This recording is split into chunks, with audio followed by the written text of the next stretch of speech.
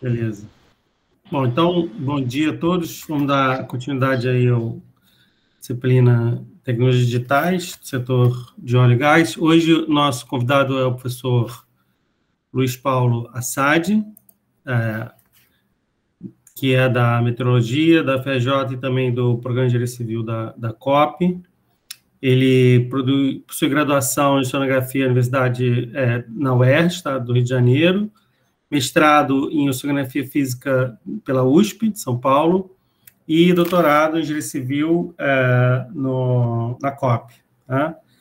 Atualmente é professor do Departamento de Meteorologia da FRJ e também colaborador do Programa de Engenharia Civil aqui da COP e também pesquisador do LANCE, Laboratório de Métodos Computacionais de Engenharia, aqui também da COP. Tá?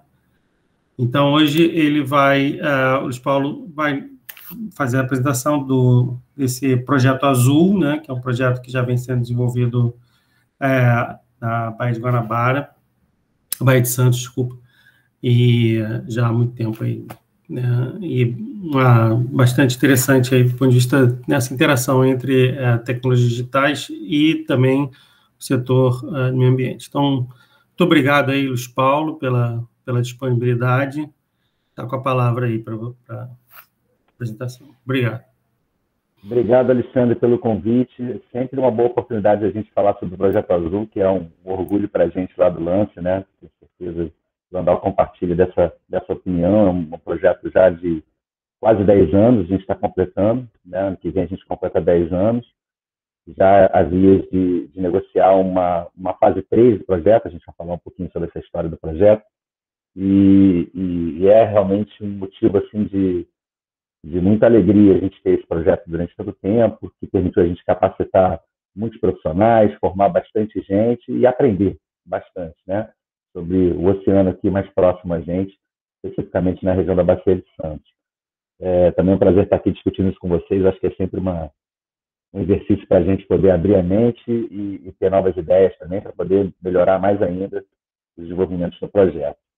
Bom, então o Projeto Azul, né, ele é assim chamado, vulgarmente, né, Projeto Azul, o nome oficial é esse, é o Sistema de Observação Oceânica para a Bacia de Santos. E nessa palestra, pretendo, obviamente, falar um pouco sobre as contribuições desse sistema para a indústria do petróleo, mas, ao final, a gente vai perceber que na verdade, sistemas de observação oceânica têm uma contribuição que vai até além da própria indústria do petróleo, né? Se a gente olhar pelo prisma da sustentabilidade, né, que a gente está falando tanto hoje, né, sustentabilidade associada aos oceanos, né?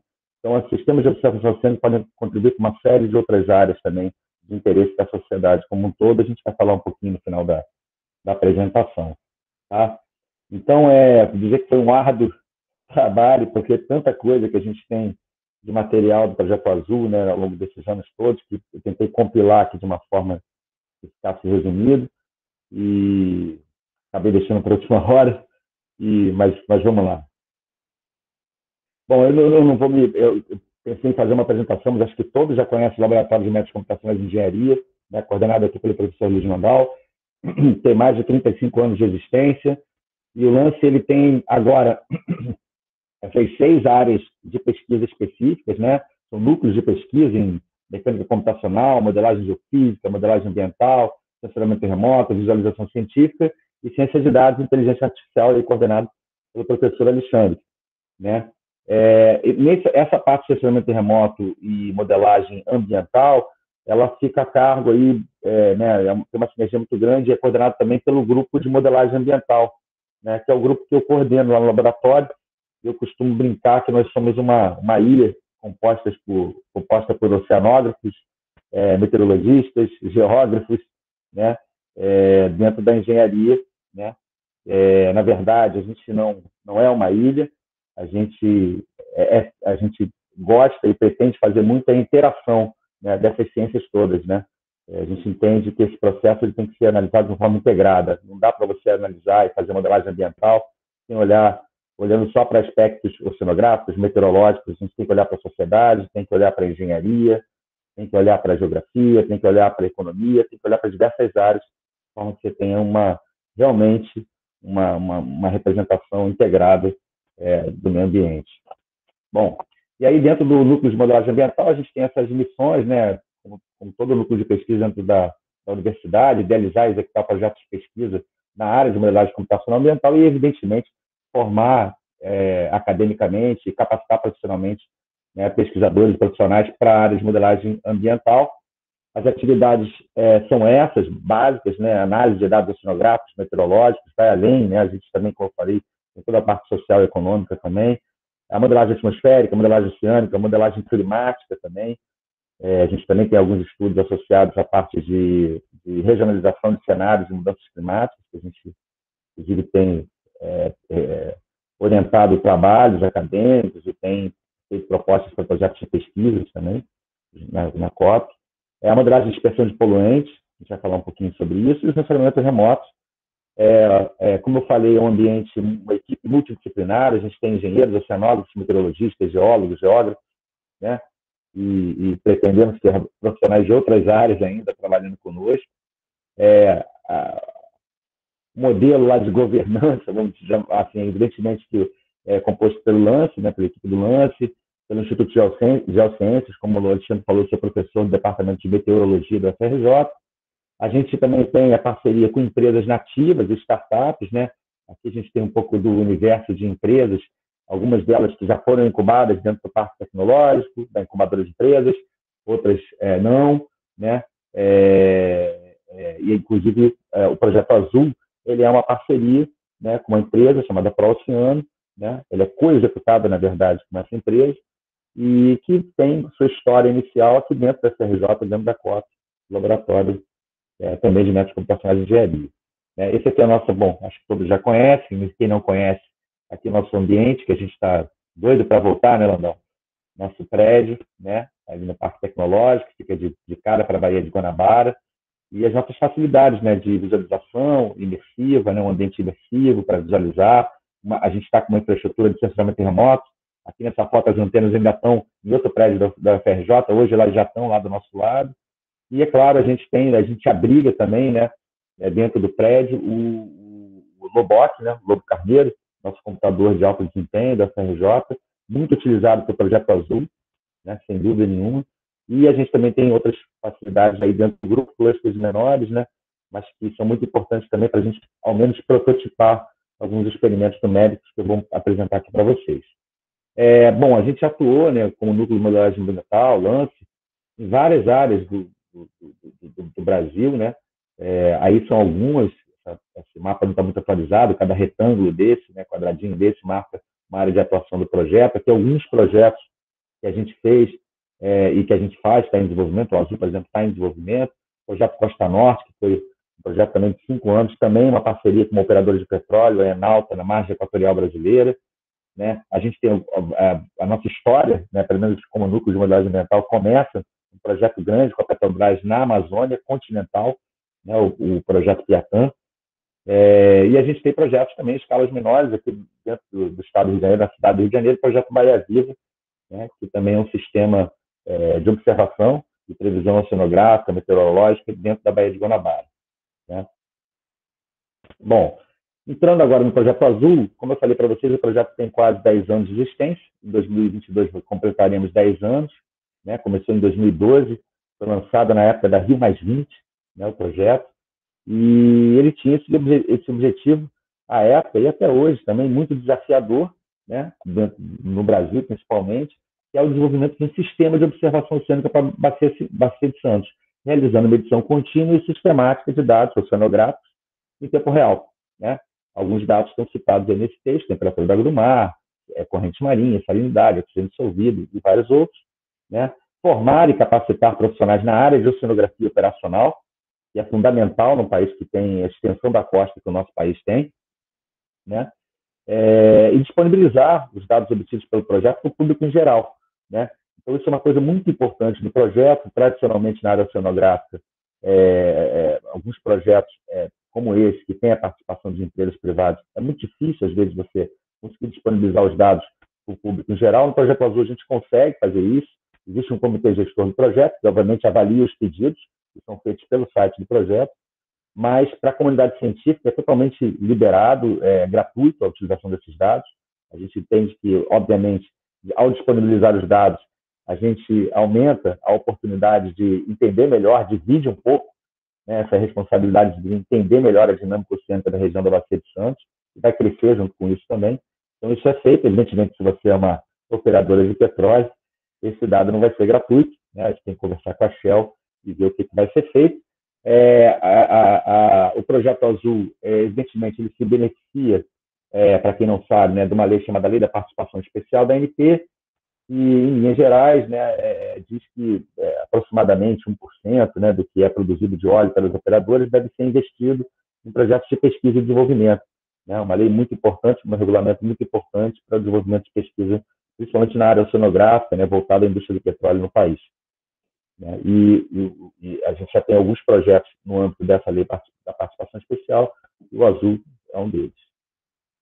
Bom, então, falando sobre o desenvolvimento do sistema de observação oceânica, só para colocar todo mundo no mesmo, normalizar aí o conhecimento, não sei se todos têm conhecimento do que é um sistema de observação oceânica, perdão, antes, é só para, porque a Bacia de Santos, acho que é óbvio também para todos, né, onde estão, a maior parte do pré-sal brasileiro está nessa região, né, e, apesar disso, a Bacia de Santos ainda tem muitas condições oceanográficas que são desconhecidas, né, que evidentemente são fundamentais, né, para a gente entender por questões e por demandas ambientais, de engenharia mesmo e de logística, né, para operar no pré-sal, onde alguns campos estão a cerca de 250 quilômetros da costa. Né? Então, conhecer esse ambiente, as características oceanográficas e meteorológicas desse ambiente é fundamental. Então, num primeiro momento, né, o Projeto Azul foi idealizado de forma a cobrir esse hiato de informações, né? Poder entender um pouco melhor, fazer uma linha de base de conhecimento oceanográfico e meteorológico dessa região, que até então desconhecida, né? Ou não muito conhecida, para ser justo. Né? Existem trabalhos de outras universidades sendo feitos também ao longo do tempo, mas ainda assim o conhecimento ainda está sendo adquirido. A gente está amadurecendo ainda o conhecimento a respeito de características oceanográficas e meteorológicas dessa área. Bom, voltando agora para a definição do que é um sistema de observação oceânica, né? Eu peguei essa definição, fiquei pensando, vou pegar uma definição mais palatável para todos. O sistema de observação do oceano pode ser definido como um conjunto de elementos independentes que interagem para formar um todo, com o propósito de observar, representar e prever diferentes processos oceânicos. Né? Quando eu falo processos oceânicos, estou me referindo, por exemplo, à circulação marinha, as correntes marinhas são um processo oceânico. As ondas são outro processo oceânico. Né? Se a gente pensar em processos biogeoquímicos, são outra classe de processos oceânicos que também podem ser entendidos a partir do desenvolvimento de sistemas de observação oceânica. Né? O sistema de observação oceânica, os sistemas de observação oceânica estão intimamente ligados a um conceito que tem sido falado muito hoje em dia, que está muito na moda já há algum tempo, na verdade, que são os Digital Twins. Né? E aí a gente tem uma classe aí de Digital Twin Ocean, né? Dos oceanos. Então, o Projeto Azul é literalmente um exemplo de um Digital Twin. Né? A gente vai ver aqui ao longo da apresentação que a gente tem equipamentos, sensores, fazendo medição em tempo real de características oceanográficas da Bacia de Santos. Essas informações estão sendo assimiladas, utilizadas por modelos computacionais, de forma que a gente tenha uma representação fidedigna do que está acontecendo, ou próxima da realidade, observada, do que está acontecendo na Bacia de Santos nesse momento e do que pode acontecer daqui a 1, 2, 3 dias. Certo? Bom, e aí o conceito de sistema de observação oceânica está intimamente ligado a uma área da oceanografia chamada oceanografia operacional, que é composta por esse tripé. A gente tem os modelos computacionais oceânicos, né, os modelos numéricos, né, físicos, na verdade, né, que tem todas as equações físicas que governam os modelos. A gente tem a outra caixinha, que são as observações, né, que são fundamentais. A gente precisa observar a realidade na região de interesse para poder tentar representá-la da forma mais próxima possível da realidade. E a gente tem uma outra caixinha chamada assimilação de dados, que é um processo que eu vou explicar daqui a pouco de uma forma um pouco mais detalhada. Né? Mas, basicamente, a assimilação de dados é um processo em que a gente usa os modelos computacionais para representar a dinâmica dos oceanos de uma forma interativa com as observações que são adquiridas. Né? Então, como é que é isso, né? A assimilação de dados. Né? Então, a definição da assimilação de dados é isso, é o processo de representação, previsão, que utiliza um conjunto de observações de maneira integrada com conhecimento da dinâmica dos oceanos que vem de modelos físicos computacionais que eu comentei anteriormente, né? E o objetivo é que, se eu represento melhor o estado passado das condições oceânicas, se eu represento de uma forma consistente essas condições hidrodinâmicas, eu vou conseguir fazer previsões mais consistentes também. Eu vou poder prever o estado oceânico, né? O que é o estado oceânico? As condições de velocidade e direção de corrente marinha na superfície, na coluna d'água, os campos de temperatura da água do mar, de salinidade da água do mar, de elevação da superfície livre, de ondas, né? E de outros aspectos associados a características oceanográficas e meteorológicas. Tá? Bom, então a gente tem o modelo oceânico que está representado aqui por essa caixinha aí, né? Por esse cubo aí, com essa grade tridimensional numérica aí, né?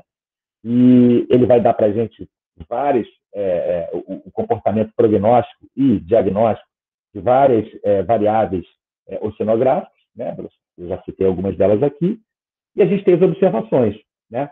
E vários sensores, tanto os sensores locais, né, que medem as condições in situ, né, como os sensores remotos, que são muito utilizados em diversas áreas da ciência, e sem dúvida nenhuma a oceanografia é uma delas, né? O sensoramento remoto é um método muito importante de investigação e de observação dos oceanos, né? Então, esse conjunto de observações, ele tradicionalmente é utilizado de uma forma, vamos dizer, de uma via de mão única, né? Você pode pegar essas observações e simplesmente rodar o seu modelo oceânico e tentar validar, né, ou avaliar o desempenho, a performance do modelo representado na dinâmica do oceano frente às observações que você tem. Isso é você validar o seu modelo, né? Aí você pode tentar calibrar o modelo. Ou você pode usar um processo assimilativo, que a gente vai falar daqui a pouco. Quer dizer, você usar ao longo do processo de modelagem numérica, né, as observações coletadas no tempo e no espaço para a gente consiga corrigir, vamos dizer assim, o rumo do modelo. O modelo faz uma previsão livre, sem considerar as observações, né, que pode derivar da realidade de uma forma mais acentuada. Se eu uso as observações no meio desse processo, eu trago a realidade, eu trago os resultados do modelo para a realidade observada na minha região de interesse. E com isso, eu consigo fazer previsões oceanográficas, né? Então é isso. A gente pode pensar o processo assimilativo como isso aqui. Eu tenho uma variável aqui x, né, que é a função do tempo. Temos aqui o eixo das abscissas aqui horizontal, que é o tempo. Então eu posso ter uma simulação ou uma solução do modelo numérico sem assimilação de dados, que é representada por essa linha vermelha ao longo do tempo. E tem observações espalhadas ao longo desse tempo aqui, representado por esse símbolo aqui, positivo. Certo? O que é o processo assimilativo? É eu rodar o modelo de forma que eu obtenha essa curva azul. Repara que essa curva azul agora, ela não coincide com a curva vermelha. E nos pontos onde eu tenho observação, a curva azul se aproxima dessas observações ao longo do tempo. Ou seja, ela aproxima a solução do modelo para a realidade observada. Então, isso basicamente é o processo de assimilação de dados. Desculpa se eu estiver sendo redundante para alguns, tá? Mas é só para ter certeza que todo mundo vai compreender algumas coisas que vão ser comentadas daqui em diante. Tá? Também não vou entrar a fundo, não, tá? Na matemática envolvida nesse processo. Bom, e aí, agora pegando um pouco o desenho, né, esse desenho do Projeto Azul, falando um pouco mais especificamente das áreas de pesquisa desenvolvidas no Projeto Azul, a gente tem basicamente essas 4 caixinhas que vocês estão vendo aí na tela. A modelagem oceânica, as observações, a modelagem atmosférica e a simulação de dados, né? Então, a modelagem oceânica e a modelagem atmosférica, a gente usa modelos computacionais que a gente chama de modelos regionais, né? Porque eles não são esses modelos globais do painel da ONU que fazem previsões climáticas, né? São modelos que vão representar as características regionais, como estão nessas animações, de uma região limitada na esfera terrestre, vamos dizer assim, na superfície do planeta. No caso aqui, para a nossa região da costa sul, sudeste e leste brasileira, né? Por que a gente tem a modelagem atmosférica? Né? Por que é tão importante a gente representar a atmosfera? Porque processos atmosféricos, como os ventos, né, que fluem sobre a superfície do oceano, são fundamentais para a gente entender como é que se dá a circulação marinha, né?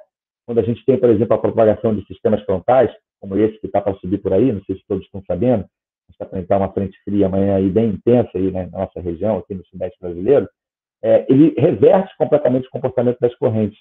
Eu até depois vou convidar vocês a verem os prognósticos realizados pela nossa equipe, que está no site do Lance, que a gente consegue ver nitidamente a inversão das correntes, né, para amanhã, ao longo da passagem do sistema frontal que vai acontecer, né? Está sendo esperado para amanhã.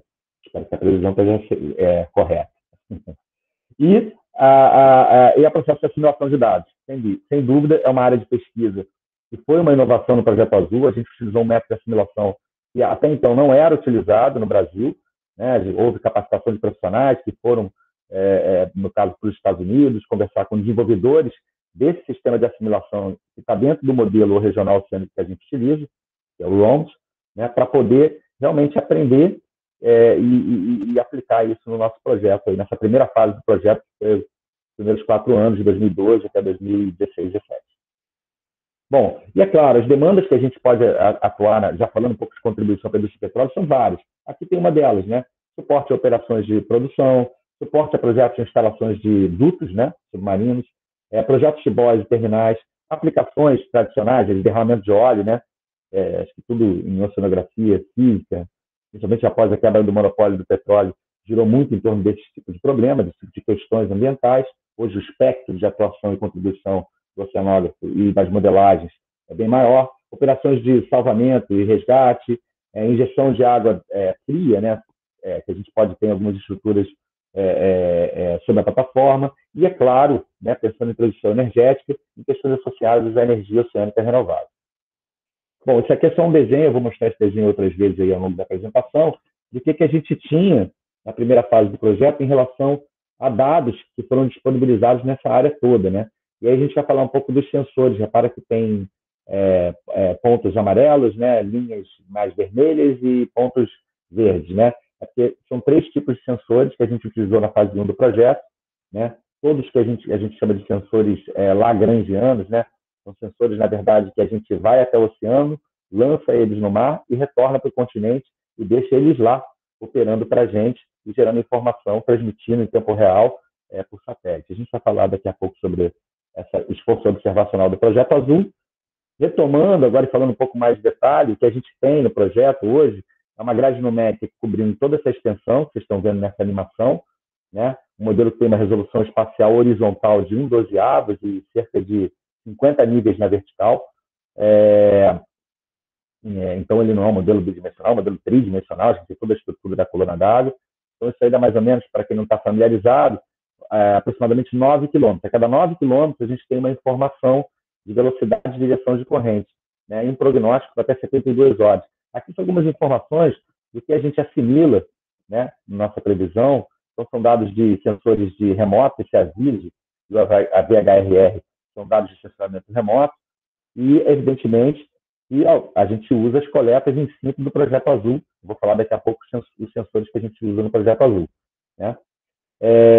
E a gente tem, já na fase 2 do projeto, já estou me antecipando um pouco, a gente hoje tem também uma grade aninhada, essa grade de 9 km, com cerca de aproximadamente 3 a 4 km de resolução espacial horizontal, focado no campo de Libra ali, ó, esse perímetro aqui que vocês estão vendo aqui, essa área aqui, corresponde ao campo de Libra, né?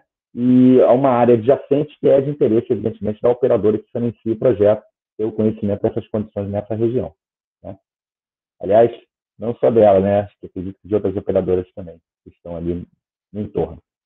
E é isso, resultados prognósticos horários, 72 horas de velocidade, temperatura, salinidade, elevação da superfície livre, né? Todos os parâmetros associados à circulação oceânica que são importantes da gente observar, né? Outra área que é importante é a modelagem atmosférica regional, né? A gente tem um modelo com cerca de 9 km também de resolução espacial para toda essa área, né? A gente agora está desenvolvendo um alinhamento com uma resolução de 3 km para uma área focada mais também na região de Libra.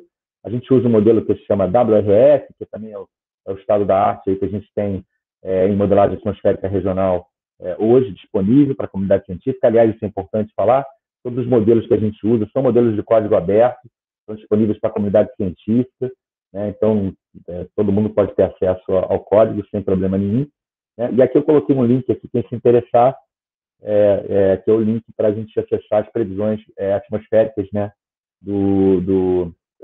realizadas pela nossa equipe, que estão disponíveis no site do Lance todo dia, né? Vamos lá. E aí, falando um pouco do esforço observacional. Na fase 1 do projeto, o que a gente tinha eram esses 3 sensores, né? Os derivadores de superfície, né, que geram basicamente informações de velocidade de direção de corrente, temperatura da superfície do mar, pressão atmosférica, né? Os perfiladores, que geravam informações de temperatura e salinidade, oxigênio dissolvido, e que iam até uma profundidade de 2.000 metros. Esses dois primeiros que eu falei são, você consegue, na verdade, o delineador de superfície, você simplesmente lança uma boia que tem o GPS, né, dentro e que vai transmitir a posição, então você não tem controle nenhum, né? O perfilador, você tem controle de parte do movimento, você controla até onde ele pode submergir e quando ele deve emergir na coluna d'água, né? Então você tem parcialmente um controle. E a grande estrela aí dessa fase do projeto que foram os gliders, né? Ou os veículos autônomos submarinos, e realmente esse você consegue ter uma autonomia completa, né, desse sensor, né? Você vai, lança ele no mar e ele fica trabalhando para você. É realmente um equipamento que está revolucionando a oceanografia. Não há hoje, né, várias instituições de pesquisa oceanográfica no mundo utilizam o glider. É um esforço muito importante. E o glider, ele nesse momento, no Projeto Azul, a gente foi pioneiro no lançamento desse equipamento no Brasil, né? E é muito interessante. Logo nos primeiros meses de operação dele, a gente conseguiu visualizar estruturas que a gente conhecia do ponto de vista superficial, como o vórtice de Cabo Frio. Vou mostrar já essa feição, está aqui do lado, inclusive, ó, capturada aqui por imagens de sensoramento remoto e pelos derivadores de superfície. Está vendo que tem umas linhas que estão girando aqui com sentido horário? Essa é a região de uma feição oceanográfica chamada Vórtice de Cabo Frio, né? E que a gente conhece muito bem em superfície, né, por vários trabalhos até então realizados, mas o glider nos permitiu ter uma visão efetiva, tridimensional dessa feição oceanográfica, né? Ela é uma feição tridimensional, a gente vai ver daqui a pouco. Ela mexe com toda a estrutura de temperatura e salinidade vertical da coluna d'água e, consequentemente, também mexe com a estrutura de circulação marinha, né? Então, isso foi um resultado logo no início do projeto bem interessante, que gerou várias dissertações de mestrado, foi utilizado em tese de doutorado, foi utilizado em monografia de graduação, bem bacana. E em artigos também, que a gente publicou. Esse aqui é uma foto do pessoal da Proceano. Essa parte do esforço observacional fica mais a cargo do pessoal da Proceano. Eles lançando no mar um perfilador, né? Repara que a embarcação não é grande, pequenas embarcações podem ir lá para fora e fazer esse lançamento desses equipamentos, tanto do perfilador como do derivador de superfície, como do glider, né? Isso é uma vantagem, porque minimiza o custo também. Outra coisa interessante é que esses sensores já utilizam, né, um conceito de low carbon, né, de baixa emissão de carbono, que é bem interessante a gente pensar num aspecto já linkado, né, com a sustentabilidade. Bom, aí esses pontos aqui indicam a deriva de alguns perfiladores do projeto, né? Então, repara que a maioria desses sensores, eles são lançados sempre nessa radial aqui, essa linha escura aqui, preta, próximo à região aqui de Cabo Frio, Maricá, mas, obviamente, em região mais no Oceano Profundo. E aí a gente percebe que a maioria dos pontos deriva aqui, ó, em direção ao sul, aqui, né? Porque aqui a gente tem a corrente do Brasil, que passa sobre essa região. Evidentemente que não é só a corrente do Brasil, e a corrente do Brasil também não é um rio, né? Mas de uma maneira média resultante, acaba que a maioria dos derivadores, eles ou ficam aprisionados por algum vórtice, como o vórtice de Cabo Frio, ou ficam um tempo aprisionados e depois derivam para sul e sudoeste, né? E aí a gente tem, ao longo da trajetória, a produção de perfis como esse aqui, que eu estou mostrando, de temperatura e salinidade, que são parâmetros muito importantes para a gente representar as correntes marinhas do oceano, porque juntos eles definem a densidade da água do mar. E a densidade, evidentemente, a massa, né, é uma variável fundamental para a gente entender como é que se dá a distribuição de velocidade nos oceanos, né? Se a gente pensar na segunda lei de Newton, aí, né, somatório de forças igual a massa vezes a aceleração, eu preciso conhecer a massa para saber como é que a minha velocidade é distribuída no tempo e no espaço. Então, é um parâmetro muito importante, né? Aqui são mais exemplos de outros perfis de temperatura e densidade que a gente tem obtidos pelos perfiladores, e depois o derivador de superfície, né? A gente usou essa classe de derivador. Está vendo que tem uma parte laranjada aqui, uma sanfona aqui? Essa sanfona, na verdade, é uma vela submarina que fica aberta, numa profundidade mais ou menos de 12, 13 metros, e aí essa boia aqui mais escura, ela fica sobre superfície transmitindo a posição do derivador, né, da boia. O que acontece? Por que você tem essa vela submarina? Para a gente pegar efetivamente a corrente marinha, e não apenas a deriva que pode ser causada apenas pelo vento de superfície, né? Existem boias também adequadas para esse tipo de levantamento, né? Principalmente quando a gente tem problemas de dispersão de óleo no mar. Mas não era o caso que a gente queria no Projeto Azul, né? Era um sensor como esse. E aí, no final, a gente tem, essa aqui não dá para ver muito bem, vou passar para outro gráfico, a gente tem diagramas como esse, né? Esses que a gente chama até de diagrama macarrão, mesmo, parece um macarrão aqui, né? Você tem aqui as trajetórias das várias boias, né, lançadas ao longo do Projeto Azul. Essas cores diferentes é porque marca também um pouco da intensidade. Você consegue, a partir do posicionamento, evidentemente, e da distância percorrida, você estima a velocidade da corrente, né? E pode ter também, a gente tinha, todas as boias eram equipadas por sensores de temperatura, a gente também tinha a temperatura da superfície do mar, né? Isso está disponível no site do projeto, eu vou daqui a pouco, a gente tem desenvolvimento escrito no lance, mas o site do Projeto Azul ficou a cargo também da ProOceano. Eu vou passar para vocês depois o endereço, e vocês podem acessar as informações, inclusive quem tiver interesse adquirir as informações, né? Então aqui só para dar um zoom nessa região aqui, ó, a gente consegue, por exemplo, aqui próxima região aqui ao largo de Cabo Frio e tal, identificar bem trajetórias circulares aqui nessa região. Por quê? Porque aqui a gente tem essa feição oceanográfica que é muito importante, que vai atuar diretamente sobre Libra e sobre parte ali de campos importantes do pessoal, que é o vórtice de Cabo Frio, né? Quando ele está instalado, ele muda bastante a dinâmica das regiões ali nessa região de interesse, e é muito importante para diversas atividades associadas à indústria do petróleo, você entender quando ele ocorre, né? Tentar prevê-lo, né? E descrever bem, não só as características em superfície, mas na coluna d'água dele também. Bom, e aí falando do glider, né, do derivador de superfície, ele é muito fácil de ser operado. O modelo que a gente utilizou, ele ia até cerca de 1.000 metros, né? Ele pesa 52 quilos, ou seja, você está vendo, vocês estão vendo aqui na foto, 2 pessoas rapidamente operam, lançam ele no mar, né? Dependendo do tipo de frequência amostral que você tem, você pode ficar até 6 meses, né? Ou até 6 meses com esse glider operando direto na coluna d'água. Não é o nosso caso, o Projeto Azul a gente tenta voltar antes para garantir, já que a gente tem poucos equipamentos como esse, a gente já, infelizmente, perdeu alguns ao longo do projeto, isso acontece, né?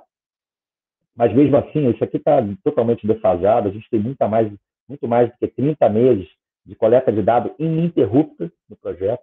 Então, assim, isso é uma coisa muito valiosa e o glider facilita isso para a gente, né? Se a gente pensar que tradicionalmente isso era feito por embarcações oceanográficas, evidentemente que elas vão continuar sendo utilizadas, mas é muito mais caro, né, você garantir uma autonomia de uma embarcação por todo esse tempo aí de coleta de dados do glider.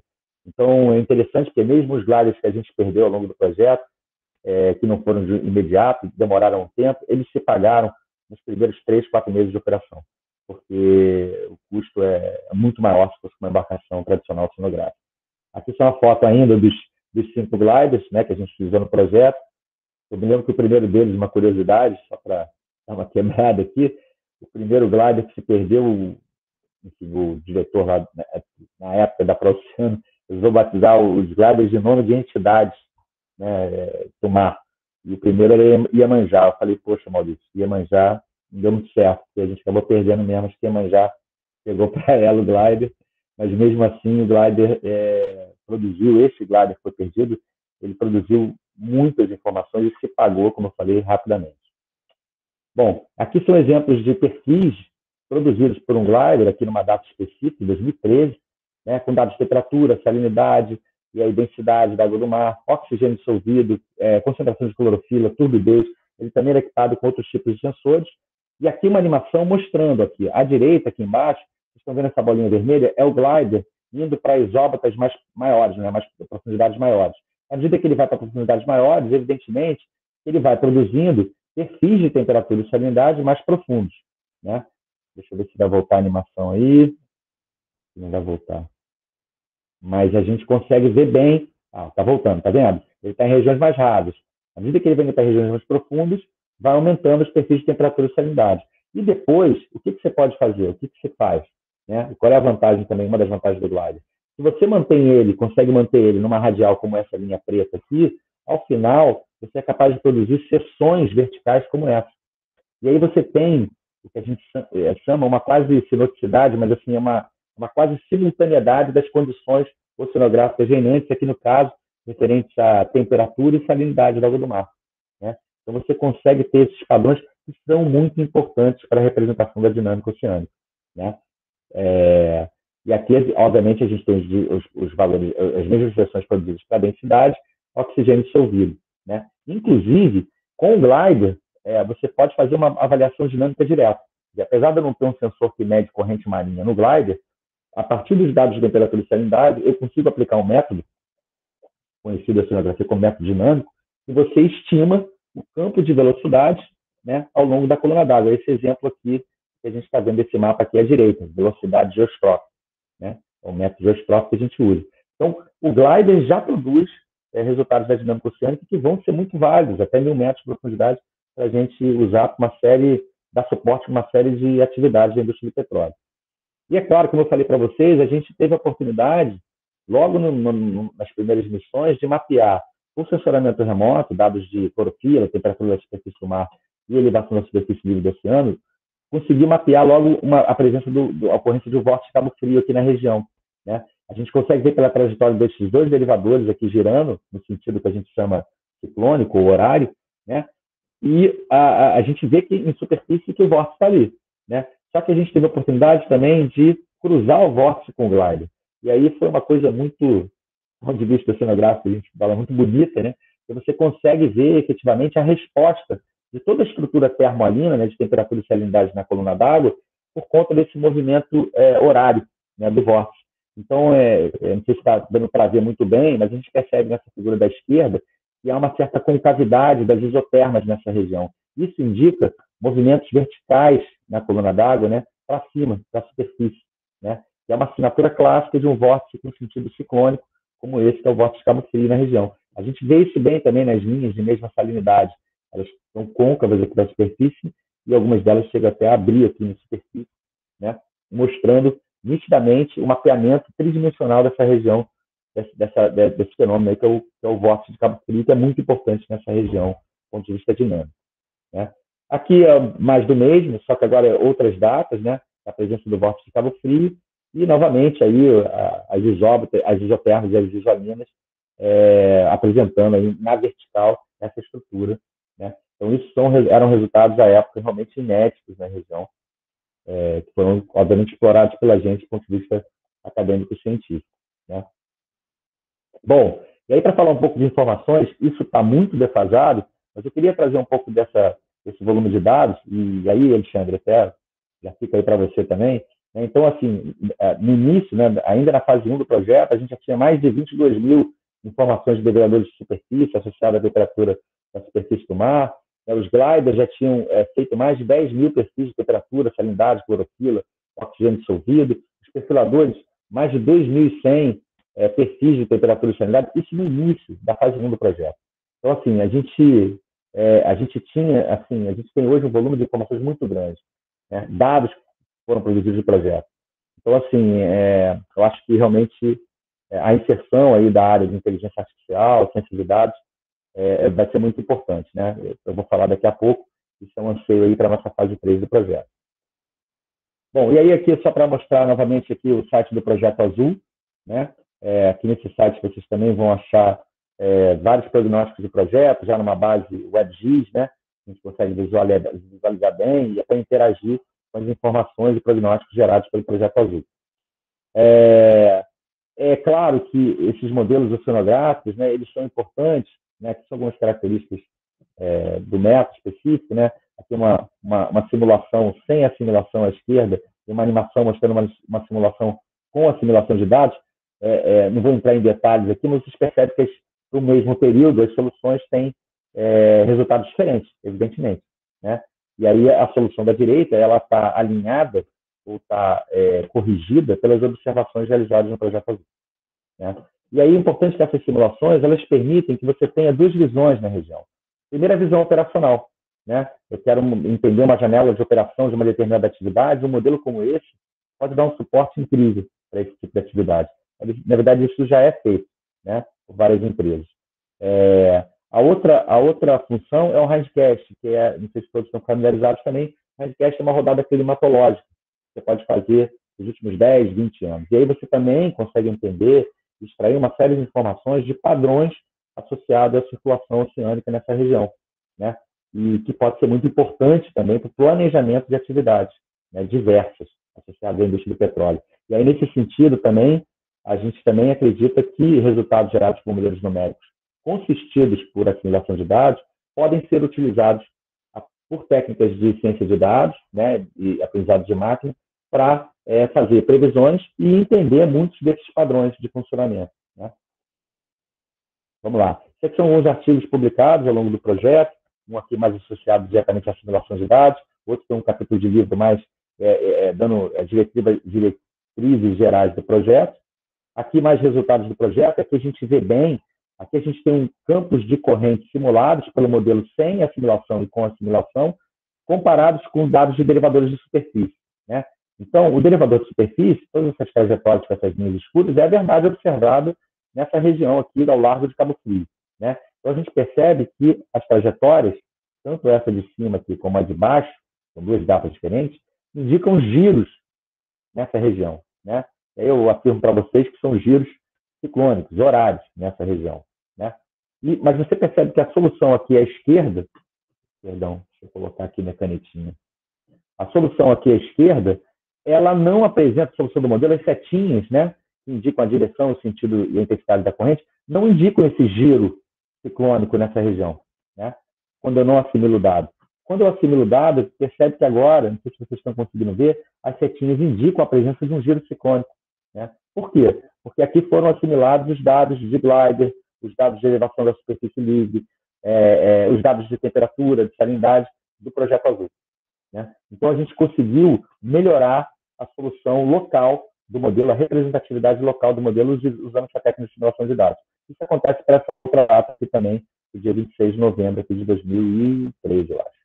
Tá?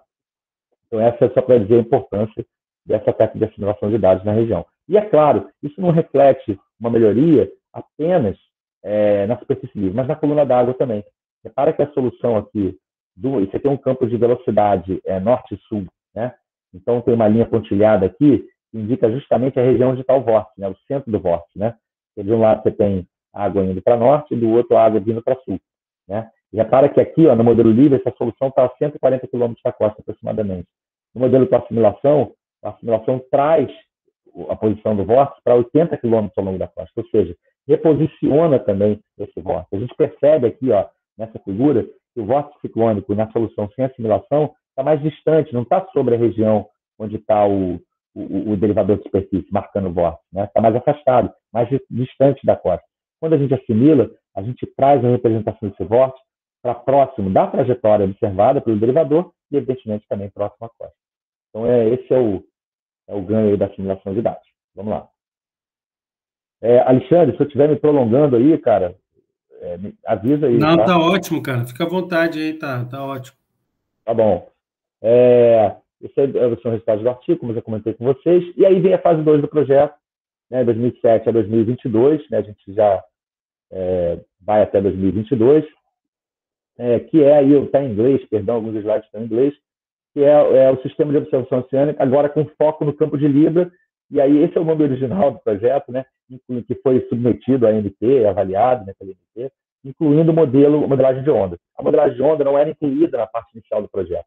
E, obviamente, que na segunda parte do projeto, e isso é muito interessante, né, tem a ver também, um pouco historicamente, né, a oceanografia, os estudos de oceanografia na região do Brasil foram sempre muito associados a essa questão ambiental, né? E a questão ambiental que eu me refiro muito associada a problemas de dispersão de óleo no mar, né? Foi assim que cresceu, né? Logo depois da quebra do monopólio do petróleo, que aumentou, vamos dizer assim, o alcance da ciência oceanográfica, da oceanografia, até no mercado de trabalho, a inserção dos profissionais no mercado de trabalho. Só que é interessante que, a partir a gente sempre entendeu que a gente poderia ter outros, vamos dizer assim, entre aspas, clientes dentro de uma operadora de petróleo. E isso foi acontecendo ao longo do Projeto Azul, né? O pessoal da engenharia mesmo, né, ligado na parte de planejamento de estruturas, né, de operações, falou, opa, essas informações são importantes, podem ser importantes para mim também. E aí a inclusão do modelo de onda, evidentemente, para esse tipo de problema é fundamental, né? A parceria continuou a mesma, né? Sempre sobre o guarda-chuva da Lei da Participação Especial da ANP, e aí a gente tinha alguns objetivos básicos, né? E, na verdade, refletem, basicamente, melhorias do que foram realizadas na fase 1 do projeto, em relação, por exemplo, ao processo de assimilação de dados, melhorias na representação da resolução espacial do modelo, né? Então, na verdade, na fase 1 do projeto, a gente só tinha um modelo de 1, 12 avos de resolução espacial. Na fase 2 do projeto é que veio o modelo também de 1,36 avos de resolução espacial, né? A gente inseriu, obviamente, a modelagem de ondas, a representação do campo de ondas, também, que era muito importante. Fizemos melhorias também no modelo atmosférico regional. Claro, se a gente melhorar o forçante, né, que a gente chama, a condição atmosférica local, a gente vai melhorar a representatividade da dinâmica oceânica local, especialmente aquela associada às correntes superficiais, né? E aí houve também o desenvolvimento na parte da ferramenta de website, né? Houve também, e ainda está havendo melhoramentos nessa plataforma, de forma que aumente a interatividade e que a gente possa também atender demandas específicas de outras áreas, de outros setores, dentro da própria operadora que financia o projeto, né? E aí esse é um desenho aí metodológico do projeto, né? Os dados, obviamente, eles serviam tanto para a parte de modelagem atmosférica como para a simulação de dados, e aí a modelagem atmosférica atendia tanto a parte de modelagem oceânica como a parte, eu chamo de modelagem oceânica, na verdade tudo é modelagem oceânica, modelagem de onda também para o oceano, também é um processo oceânico. Mas a gente separa um pouco a oceanografia, então a modelagem oceânica me refiro à parte de circulação, correntes marinhas, e a onda mesmo, propriamente dita, de gravidade superficial, né? E aí a gente tem tudo isso, a interface web, né? E a gente também teve o desenvolvimento de uma parte de visualização científica usando lá o nosso ambiente no lance, né? Então, alguns desses resultados, infelizmente, a gente não pode agora, mas em breve espero que a gente possa estar lá, todos vocês fisicamente, para poder viver aí esse momento imersivo, né? Colocar o óculos de realidade virtual, entrar na case e ver esses resultados realmente. Landau que brinca, né, Landau? É como se a gente entrasse na água sem se molhar, né? É bem interessante também a contribuição do nosso coordenador lá, o professor Gerson, né? E aí essas áreas aqui estão sob o guarda-chuva da Pró-Oceano, principalmente, e essas outras sob o guarda-chuva do lance, mas evidentemente que há uma interação muito grande entre os dois grupos sempre, né? Muito sadia e importante para o desenvolvimento do projeto, né? Aliar aí academia e mercado, é sempre muito importante. Bom, e aí nessa fase 2, a gente retirou alguns sensores da fase 2 e incluiu outros, né? Os gliders permaneceram, os perfiladores e elevadores de superfície saíram e a gente privilegiou a instalação de 2 moorings, 2 fundeiros que estão lá no mar, nesse momento, medindo dados de corrente, temperatura e salinidade, né? E dados de onda também, né? Então, esses fundeiros estão numa lâmina d'água de aproximadamente 1.800, 1.900 metros, né, próximo ao campo de Libra, né? O ondógrafo, que na verdade ele consegue trazer para a gente dados em tempo real, né? Que é uma boia de superfície, evidentemente.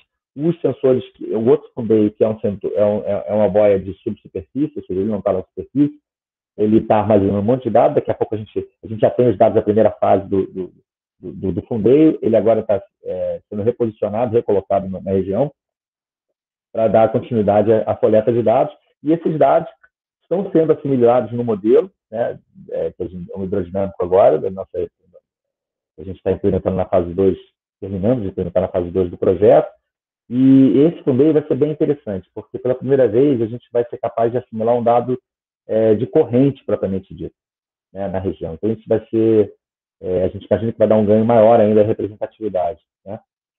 Outro sensor aí, é uma novidade dessa parte do projeto, é um veículo autônomo de superfície, que é o Sailbuoy, né? É um barquinho aí que vocês estão vendo, funciona com energia do vento, né? Está deslocando ele com vento, obviamente que tem as placas fotovoltaicas nele, e ele é um método interessante para adquirir dados de onda na região. Então, a gente tem 3 tipos de sensores que coletam dados de onda.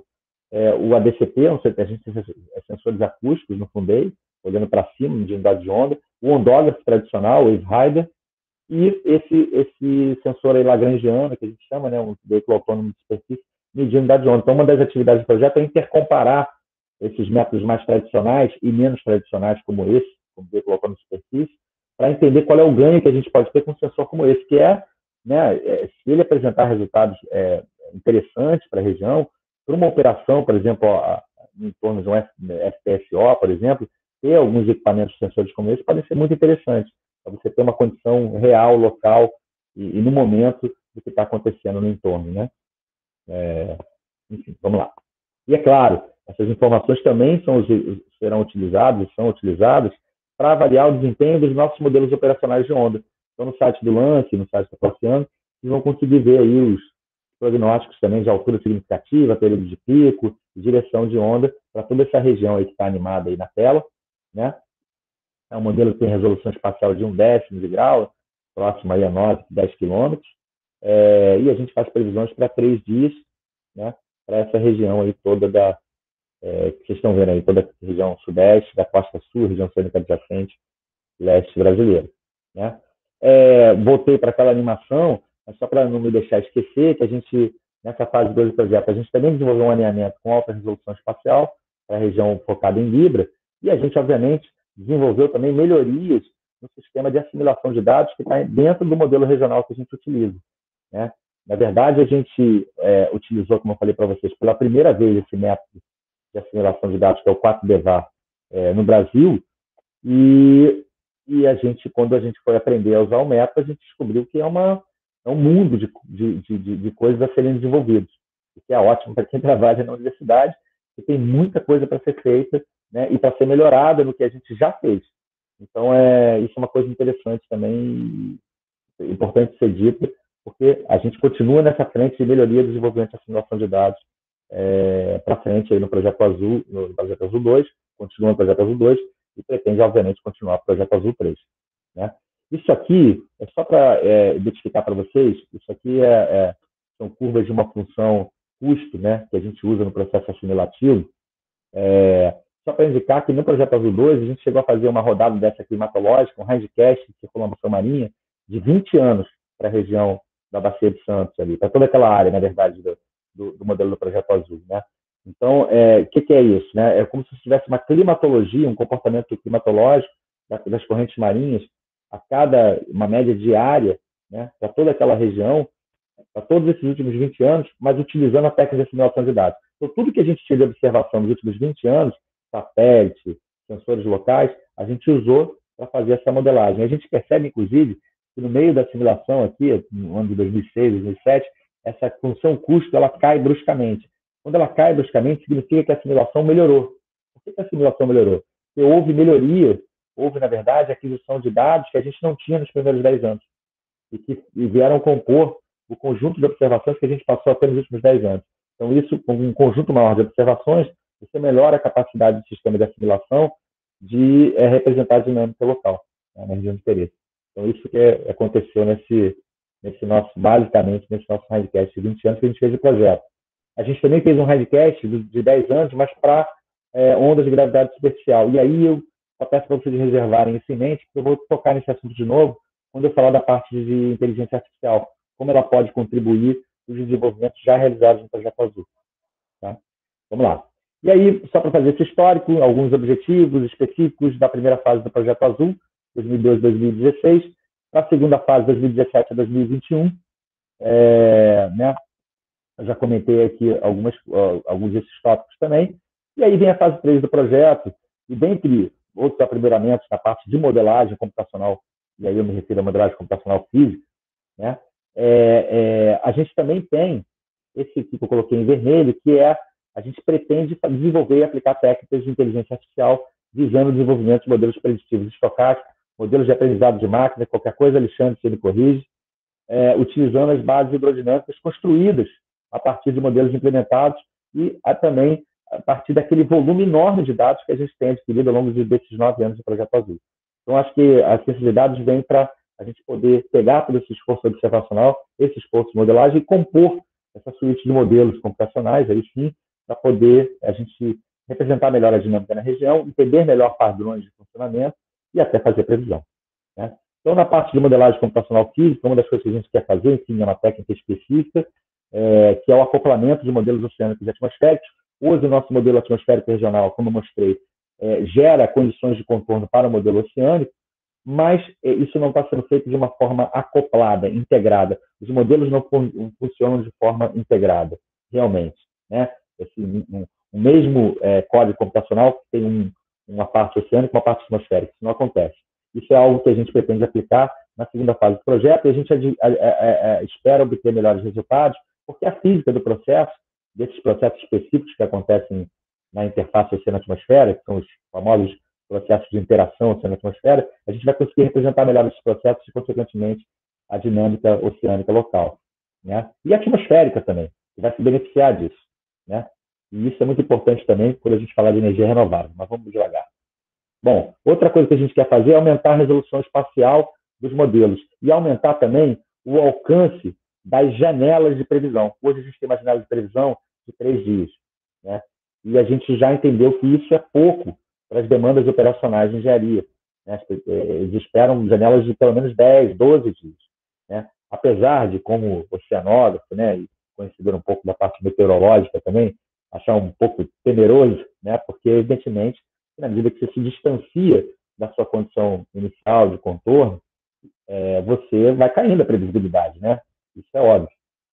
Mas é algo que a gente precisa lidar com isso e talvez aí também a sensibilidade venha contribuir do ponto de vista de incerteza, né?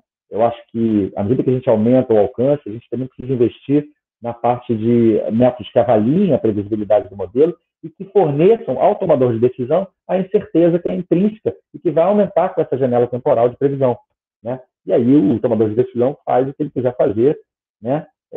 Mesmo sabendo que existe uma incerteza aqui de 25%, 30%, né? Aí cabe a você tomar a decisão se vale a pena ou não fazer tal atividade, né? Mas isso é algo que a gente está na fase 3 do projeto, que a gente pretende ter, né? Em relação às observações, aqui é só para fazer um apanhado do que a gente já mostrei anteriormente, já falei para vocês os sensores que a gente tinha e o volume de informações que a gente tem, e uma das ideias é aplicar inteligência artificial, técnicas de ciência de dados, em bases de dados com baixa informação para reconstrução da dinâmica local. E aí, usar não só os dados em si, coletados pelos sensores do Projeto Azul, né, como os dados remotos, os dados que vêm do sensoramento remoto, né? E aí, estou só mostrando aqui os dados do Glider, que a gente teve. Aí isso é uma coisa interessante, né? Esse aqui é o mundo ideal, né? E o mundo real de quem opera um glider na região da Bacia de Santos, né? As correntes marinhas nem sempre permitem que a gente faça uma transversal direitinha, né? Às vezes o glider, por isso que existe uma equipe lá na empresa, para o oceano, fazendo essa operação 24/7, aí, observando o caminho do glider para poder mudar a rota dele e tentar manter ele ao máximo nessa radial. De qualquer forma, é importante dizer que nenhum desses dados são desprezados. Todos eles podem ser assimilados no modelo, né? Mas, enfim, voltando aqui para a inteligência artificial, a produção desses perfis, nessas radiais, todos esses dados coletados, a ideia é que a gente faça aplicações como desse exemplo aí, desse artigo, eu já até vem discutindo aí com o professor Alexandre, né, que é a utilização de técnicas, né, de redes de plano, né, para você reconstruir, a partir de alguns dados hidrográficos e de sensoramento remoto, você poder construir bases climatológicas oceanográficas tridimensionais. Então, por que é legal isso? Porque você pode usar essas técnicas para aumentar não só o detalhamento espacial da informação que você tem, mas o detalhamento temporal também. Então, você pode criar, isso é uma coisa que a gente pretende fazer, perfis verticais de temperatura e salinidade sintéticos mais coincidentes com a realidade observada, para que a gente possa aumentar o número de observações que podem ser assimiladas no modelo oceanográfico e, consequentemente, melhorar a representatividade do modelo e, a partir daí, melhorar a previsibilidade do modelo, né? E por que isso é tão importante, principalmente aqui no Atlântico Sul? Por causa disso que eu estou mostrando. Infelizmente, a gente tem um grande deserto de observações oceanográficas no Atlântico Sul, né? E na nossa região aqui, não é diferente. Claro que a gente tem esforços computacionais que são importantes, a gente tem que destacar o projeto GUS Brasil, que é administrado pela Marinha do Brasil, né? Mas a gente ainda tem a falta de observações sistemáticas e contínuas durante um longo período muito grande aqui na nossa região. Então, essa carência de observações também faz com que a gente comprometa um pouco o processo de representação da dinâmica oceânica local. Então, técnicas de assimilação de dados que venham contribuir para um maior adensamento no tempo e no espaço de observações que possam ser assimiladas nos modelos, serão muito bem-vindas, né? Então, um desafio aí, pessoal da Machine Learning. Mas vamos lá. E aí tem técnicas, tem esses métodos LSTM, né, com regras de Monte Carlo, que você pode utilizar, por exemplo, para reconstruir dinâmicas, né, em regiões onde a gente tem variabilidade muito grande da dinâmica oceânica. Né? Aqui acho que não está dando para ver, deixa eu ver se eu tenho um outro slide. Não, tudo bem. Vou só apontar para vocês. Onde tem esses círculos vermelhos aqui, por exemplo, isso aqui é no Atlântico Norte, tá? Na bacia do Atlântico Norte. Você tem uma corrente aqui muito importante, que é a corrente do Golfo. É uma região que tem muita variabilidade ali na região. Então, realmente, o método ali é um pouco mais deficiente. Esse método aqui é o STM. Mas existem outros métodos que podem ser aplicados que podem melhorar essa região aqui. E, no restante da bacia oceânica, a gente percebe que há erros médios quadráticos em relação ao que a gente tem de base original, que é utilizado para treinar o algoritmo, erros muito pequenos. Então, isso dá realmente uma curiosidade e uma esperança muito grande de aplicar esse método e ter bons resultados para aplicar no nosso sistema computacional aqui na região. Bom, e é isso que eu comentei com vocês, utilização de sessões verticais de glider, combinados a produtos de sistema remoto, para obtenção de perfis sintéticos, temperatura e salinidade, a serem reassimilados no modelo hidrodinâmico do Projeto Azul. E aí está aqui, já falei isso para vocês, aqui é só para, é mais do mesmo, deveria estar antes, mas é só para mostrar o que o glider observa em relação às estruturas de temperatura e salinidade na coluna d'água, o que o modelo livre consegue representar e o que o modelo com assimilação de dados consegue representar. A gente observa que há uma proximidade muito grande dessa feição aqui na vertical na coluna d'água em relação ao modelo com assimilação e o que a gente observa, né? Diferente do que a gente vê no modelo sem assimilação de dados. Isso eu já mostrei também. Bom, e aí, mas eu estou falando isso para mostrar, para falar o seguinte: a gente tem essas hindcasts que eu mostrei para vocês, essas rodadas de longo período. Essas rodadas de longo período, elas também podem ser utilizadas por técnicas como essa desse artigo, que aplica Gated GRU, né, com CNN, juntos, para, por exemplo, pegar uma matriz de informações de dados de modelo, separar uma determinada área, treinar um algoritmo e fazer previsão. Né? Aqui no caso, acho que eram 10 anos de dados de formação de modelo. Então, os primeiros 9 anos foram usados para treinar o algoritmo e o último ano foi usado para você testar realmente o algoritmo e ver se ele está conseguindo fazer a previsão. Então, é algo que a gente pretende fazer também com os resultados do Projeto Azul. Né? E aí ter produtos que possam contribuir tanto para a parte operacional como para a parte climatológica. E aí, né, eu tinha mostrado essa figura para vocês antes, a ideia é aplicar esses métodos como esse, né, GRU e CNN, em resultados como esse de cima aí que eu estou mostrando nessa série temporal. Aqui é outro tipo de artigo que também aplica técnicas de machine learning em resultados de modelo, e aí em regiões com dinâmica, são coisas específicas do artigo, também não tirando da apresentação, não vem o caso aqui agora, mas são comparações do que a gente tem, na verdade, representado, né, que foi utilizada para treinar o algoritmo, e como o algoritmo representou essa dinâmica em diferentes regiões do domínio. Né? Então, você percebe que tem regiões onde a variabilidade é maior, e você tem um ganho, ou não tem um ganho tão efetivo, em regiões onde a variabilidade é menor, o ganho é melhor. Enfim, coisas a serem investigadas, né? Aspectos a serem investigados por um projeto de P&D como é o Projeto Azul, e que podem, evidentemente, trazer ganhos muito grandes para o operador. Bom, deixa eu botar. Aqui são problemas de subamostragem, isso está linkado com aquilo que eu comentei com vocês, com o baixo volume de informações que a gente tem, principalmente no Atlântico Sul. Então, aplicações de ciência de dados em observações que a gente tem disponível para tentar adensar no espaço e no tempo, né, a eficácia, o alcance dessas observações, podem ser muito bem-vindas, né? Serão muito bem-vindas, na verdade, para uma melhor representação dinâmica oceânica na nossa região. Deixa eu passar aqui rápido. Esse aqui eu já passei também. Bom, aqui são só alguns, por exemplo, objetivos específicos do Projeto Azul na fase 2, que a gente acha que realmente a inteligência artificial e a acessibilidade pode contribuir efetivamente. Né? Aqui é mais do mesmo, são os dados que foram adquiridos na fase 2 do projeto. Aqui é a mesma aplicação de métodos, como, por exemplo, o LSTM, mas aí para previsão de ondas. Né? E aí você tem que ter previsões tanto em dados observados, como é o caso desse artigo, como em resultados de modelos de onda. Então, ambos os aspectos que a gente pretende fazer, né? Eu não sei se o Walter está aí, mas tem um aluno aí que a gente está assessorando em conjunto, né, Alexandre? Vamos ver se ele consegue, né, a gente consegue fazer isso junto com ele.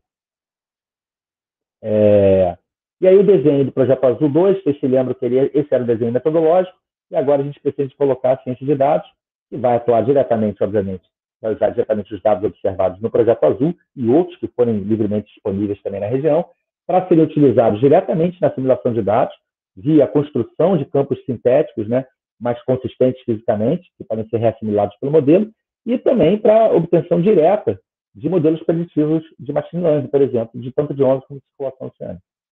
Né? Seria a fase 3 que a gente está já aí a vias de negociando. E aí aqui eu só que me estendi um pouco a mais, estou terminando já, tá? Aqui. Acho que sim, vou mostrar rápido, mas é só porque para a questão climática também, a ciência de dados realmente contribui muito, né? É algo que tem sido muito utilizado. Quando a gente fala em modelos climáticos globais, a gente fala sem dúvida, de Big Data, de um volume de informações muito grande, e aí você ter previsibilidade e ter celeridade nesses resultados é muito importante. E aí, em comparação com os modelos físicos, né, que muitas vezes a gente não tem jeito, tem que usar a força bruta dos clusters, a ciência de dados, não que você não tenha já, mas ela ainda é mais leve um pouco, né? Alexandre, depois você pode me contrapor com esse comentário. Bom, vamos lá. E aí, contribuição para a atividade de petróleo é a última parte, prometo que vou passar rápido. Tá? No momento inicial do Projeto Azul, como eu comentei lá no início da apresentação com vocês, né, a gente tinha uma ideia de fazer uma caracterização oceanográfica de Bacia de Santos. A gente entendia que a gente precisava ter uma linha de base de conhecimento daquela região antes que a indústria do petróleo realmente se instalasse na região. Coisa que não foi feita, por exemplo, na Bacia de Campos. Por que essa linha de base de conhecimento? Né? E aí, obviamente, que não é só para a questão da oceanografia física, mas para a questão ligada também à biologia, à química, para a gente entender como é que era o ambiente antes da indústria se instalar, para poder ter um parâmetro de comparação de potenciais impactos que essa indústria podia causar na região. Então, essa criação da linha de base é muito importante. E aí, claro que a oceanografia física, né, essa parte de modelagem toda que eu mostrei do Projeto Azul, contribuiria muito para esse conhecimento prévio na região. Né? E também, né, para, por exemplo, da parte de engenharia, como, por exemplo, prototipar novas estruturas offshore, né, testar novos materiais, a questão toda que eu já comentei de logísticas operacionais, né, isso contribuiria muito também. Então, esses são os slides lá do começo do Projeto Azul, para contextualizar.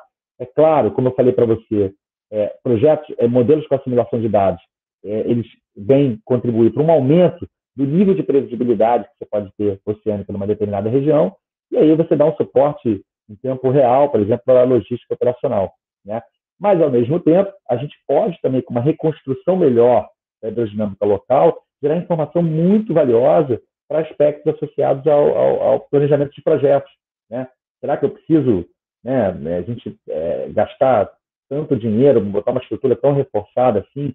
Será que ela está de acordo com a realidade que eu tenho ambiental, oceanográfica daquela região? Ou estou exagerando muito isso? Ou estou minimizando? Né? Então, eu acho que nesse sentido vem contribuir muito, e é claro que, na verdade, a modelagem oceanográfica, toda essa parte que eu estou comentando com vocês do Projeto Azul, a gente entende que a gente pode dar suporte em todas as fases de um processo associado à atividade de petróleo, desde a parte de exploração, avaliação, desenvolvimento do campo, produção, até a parte de descomissionamento. Se a gente pensar que daqui algumas plataformas daqui a 30, 40 anos vão ter que sair, será que daqui a 30 e 40 anos a gente vai ter as mesmas condições oceanográficas na região? A gente fala tanto de mudanças climáticas, né? A gente está sofrendo aí eventos extremos, tanto no hemisfério norte como no hemisfério sul. Será que isso não impacta no oceano? Claro que impacta. Né? Então, a gente precisa entender isso. Então, acho que modelos oceânicos físicos, né, e modelos computacionais de outras áreas também, que trabalham com dados meteoceanográficos, podem contribuir para toda as etapas, né, e fases da atividade de petróleo. Já comentei sobre isso também, né? Várias demandas os dados que a gente pode produzir com modelagem oceanográfica e meteorológica, e aonde a gente pode aplicar aqui. Eu vou comentar agora em atividades da indústria do petróleo, né? Então, aqui, por exemplo, a gente tem exemplos de campos de correntes tridimensionais, quando a gente pensa em projetos para ancoragem, risers, né? Tudo isso, eu acho que é legal a gente poder ter acesso a uma informação que seja mais detalhada sobre esse perfil, né?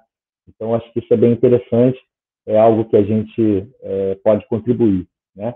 Em vez de usar dados climatológicos ou exagerar essas informações, a gente pode usar informações que sejam consistentes com a realidade observada.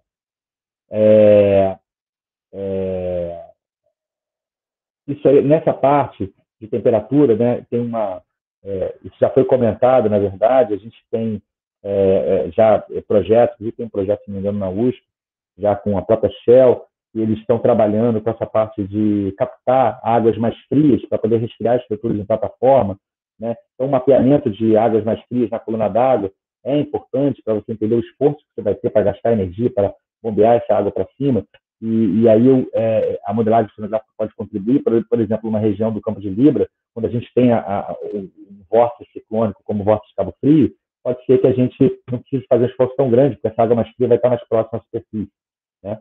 Por exemplo. Bom, vou passar aqui mais rápido. A parte de modelagem de onda, sem dúvida, se a gente pensar em simulações CFD para problemas de green water, né? E a água não converge, né? Por essas ondas mais...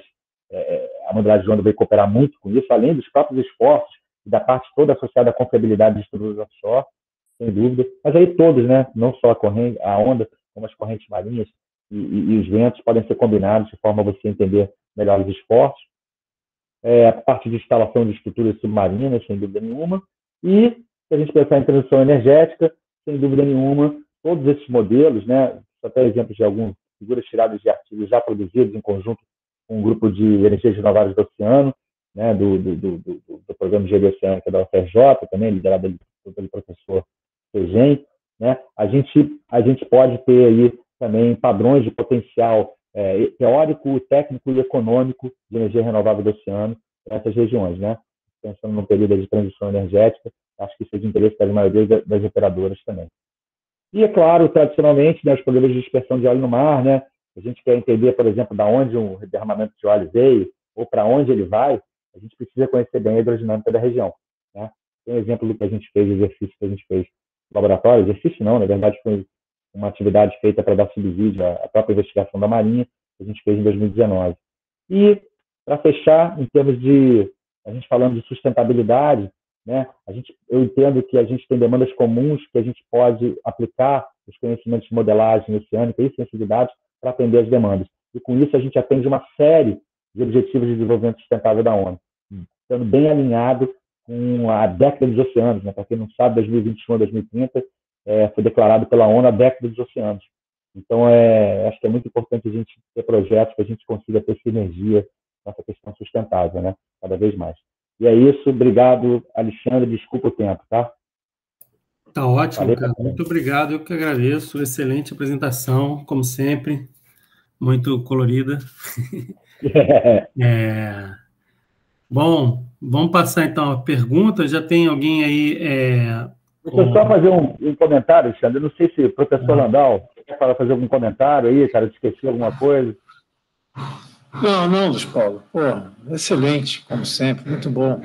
Você consegue conectar tudo, né? Começar da questão da sonografia e todos os alcances que ela tem, do ponto de vista específico do tema, quanto à abrangência dele na engenharia, que é essa conexão que eu acho que é muito importante, né? E eu acho que você mostrou muito bem essa ligação, essa conexão. Parabéns. Legal. Obrigado. Vamos lá. Só pergunta fácil, hein? Diego. Opa, tudo bom, Luiz Paulo? Parabéns aí pela apresentação. Obrigado, Diego. Eu trabalho exatamente no ativo de Libra, né, que você mencionou várias vezes aí, já tinha ouvido falar do Projeto Azul e foi muito bom agora poder conhecer ele mais a fundo, bem interessante. A minha dúvida, Luiz Paulo, que eu trabalho na área de geofísica, né, e nos campos do pré-sal está sendo muito importante para a gente conhecer a velocidade da lâmina d'água, né, de toda a lâmina d'água ali para fazer a sísmica 4D, porque essa variação da velocidade da água nas diferentes tempos, né, da campanha, isso traz uma diferença, traz um ruído no dado muito grande. E aí a gente está com muita dúvida, assim, o que a gente poderia usar, né, para poder ter essa medição numa amostragem boa, né, dentro da nossa área de levantamento, que cobre praticamente todo o campo, né?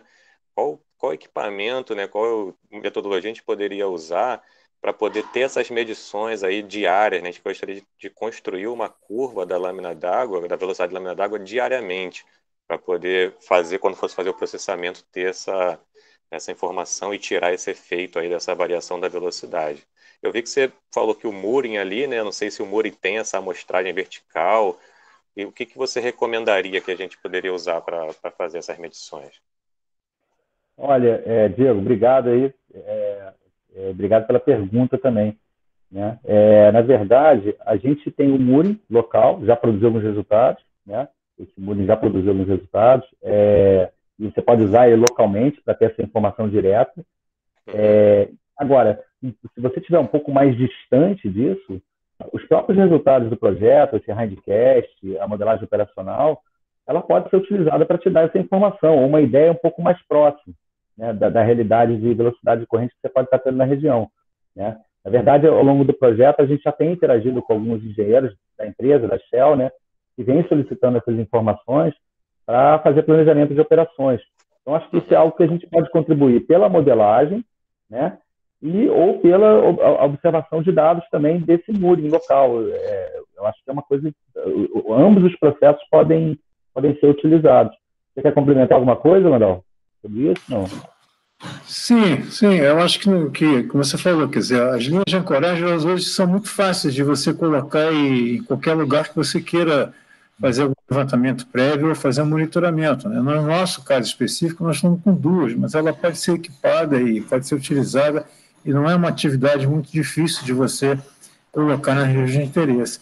A outra, como o Paulo falou, é você ter um dashboard, né? A gente está desenvolvendo, junto com a ProOceane, um painel de controle exatamente para dar informações objetivas para operações.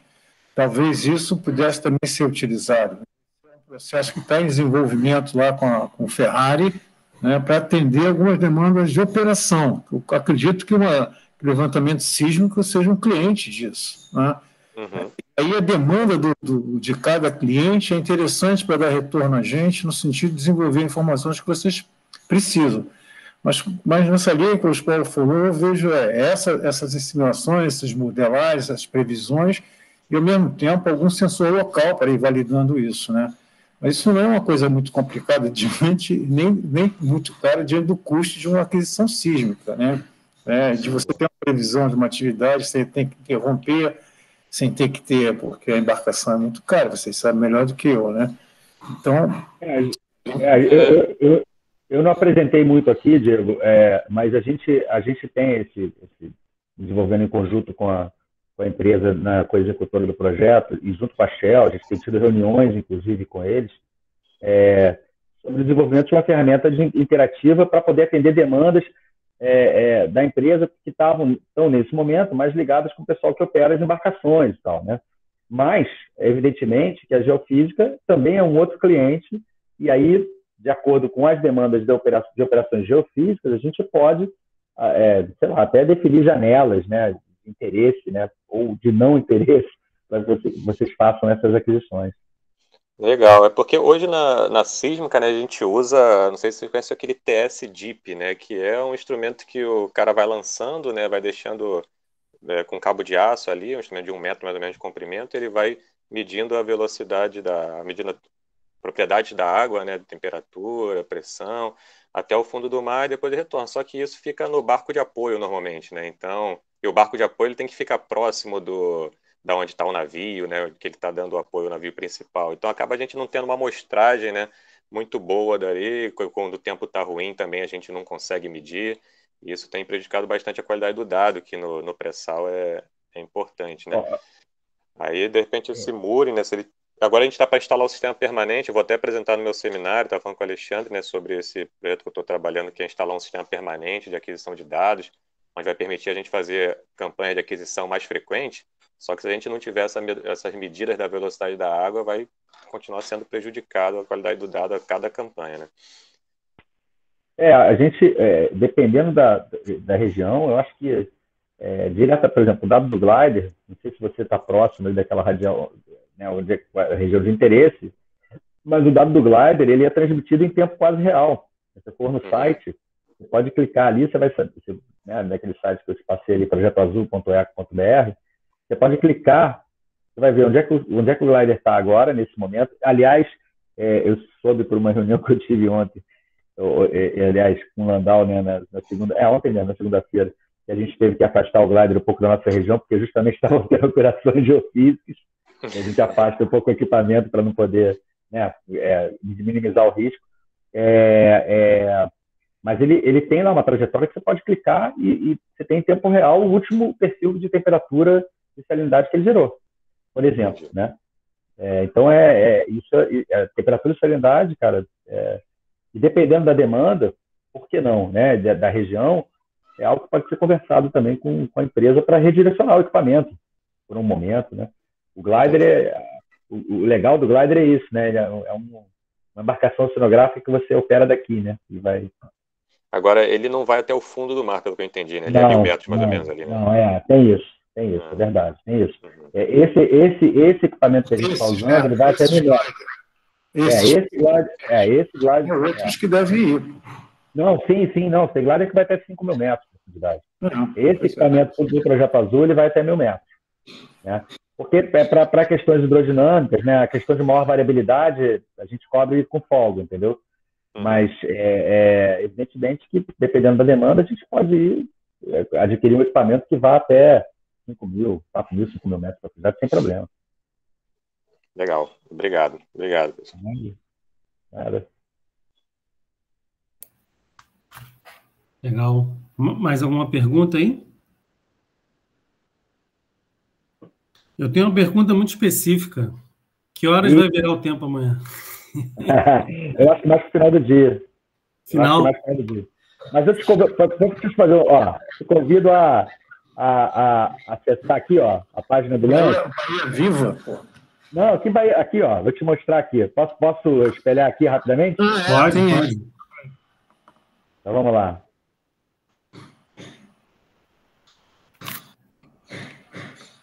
Nosso serviço de meteorografia e informações é melhor do que todos. Se o Fábio tivesse aqui, era melhor do que eu, mas tudo bem.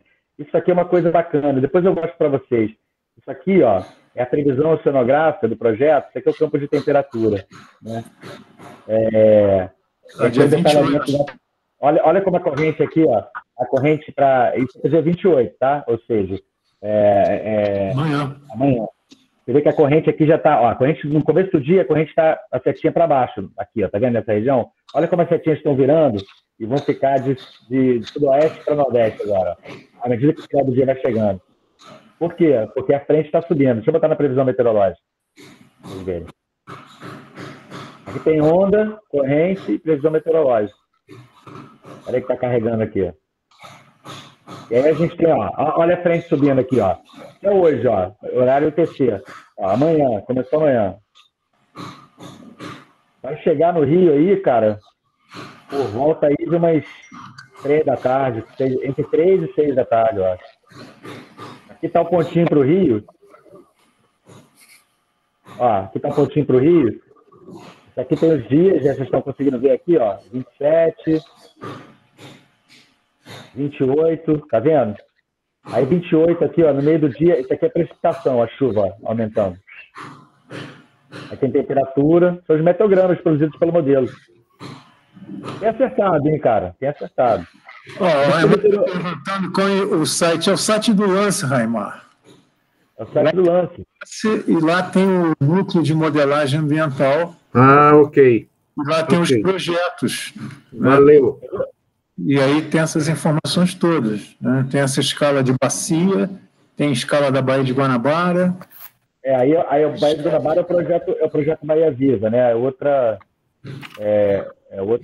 projeto. Tem aqui a parte do Bahia Viva, que aí é específico para a região da Bahia. A Baía de Guanabara, Mas tem para a costa toda. O pessoal colabora com a gente. E aí você tem aqui a previsão de dados medidos. Vamos ver se está... Espero que esteja tudo lá. Mas aqui a gente oferece no site, a gente tem que mudar, Landau. A gente só oferece a previsão para o dia de hoje mesmo. Tá? Aqui tem a atmosfera. Vai carregar aí. Está carregando. Minha rede está ruim. Atmosfera, aí tem temperatura do ar, vento e precipitação para o entorno da Baía de Guanabara, região metropolitana, né? Está carregando. Bacana. A ideia desse projeto, na verdade, Alexandre, pessoal, é a gente, a partir desse Bahia Viva aí, na verdade, que a gente já vem construindo, sem dar um nome aos bois, mas é um digital twin, né, dessa região, né, porque a gente usa todos os sensores que nós temos, vai ter radar, já tem sensores de meteoceanográficos adquirindo dados, tem adquirindo temperatura, e é exatamente um espelho, né, né? Inclusive simulação, se caso de dispersão de óleo, caso ocorra um acidente, você pode fazer a previsão em tempo real para onde isso vai, porque a gente tem as informações quase instantâneas do que está ocorrendo, né? Isso aqui é onda, ó, a onda já subindo, ó, para dia 28, 29, ó. Vai ter onda grande no Rio. Aqui você consegue ver, outra coisa que a gente fez é um subproduto já da nossa previsão, que é o potencial de energia de onda. Então, no dia que a gente, conseguir instalar nossa estrutura de onda, essa aí, ó. A gente tem aqui um mapinha de potencial de onda, potencial teórico de onda, né? Aí vai aumentando à medida que as ondas vão aumentando. E aqui a gente tem um ponto na Ilha Rasa, né? Porque a COP teve um projeto, acabou não saindo do papel, né? De instalação de uma estrutura ali na Ilha Rasa. Então, você clica aqui... O Milad apresentou isso. Aquele sistema de onda que é hidráulico. Isso aqui é tudo desenvolvido em parceria também com eles. E aí eu não sei se a circulação, se a circulação rodou hoje. Porque às vezes... Deixa eu ver.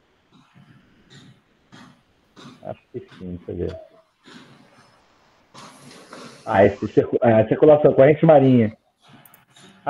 Bom, desculpa, depois eu aproveito para falar um negócio com você, Landau. Eu já estou separando aqui no site também esse projeto aqui, né? Esse aqui é um recorte para a Ilha do Fundão da circulação das águas, da corrente marinha próxima à Ilha do Fundão. A gente vai começar a trabalhar também no projeto de extensão com o pessoal da Vila Residencial e a gente vai ter um prognóstico aqui mais para um ponto específico para eles aqui também. Já falei com o pessoal lá, um dos representantes, né, da comunidade. Legal. Muito bem. E é isso. E aqui a dispersão de óleo, só para vocês. A gente brinca que bota um acidente catastrófico de óleo todo dia na boca da Baía de Guanabara e, evidentemente, que esse acidente, a dispersão dele vai sendo renovada todo dia, de acordo com as previsões oceanográficas e meteorológicas, né? Então, por exemplo, ó, aqui ó, é o óleo se dispersando, um acidente aqui na boca da Baía, e aqui é o ponto de contato na costa à direita, onde é que ele vai tocar a costa. É isso, pessoal. Muito bom. Beleza. Mais alguma pergunta aí, pessoal? Alguém quer fazer alguma colocação? Bom, então, muito obrigado aí novamente aí, Luiz Paulo. Excelente apresentação. Parabéns. Obrigado a todos. Eu vou encerrar a gravação aqui, então. Mais tarde fica no site lá disponível. Falou.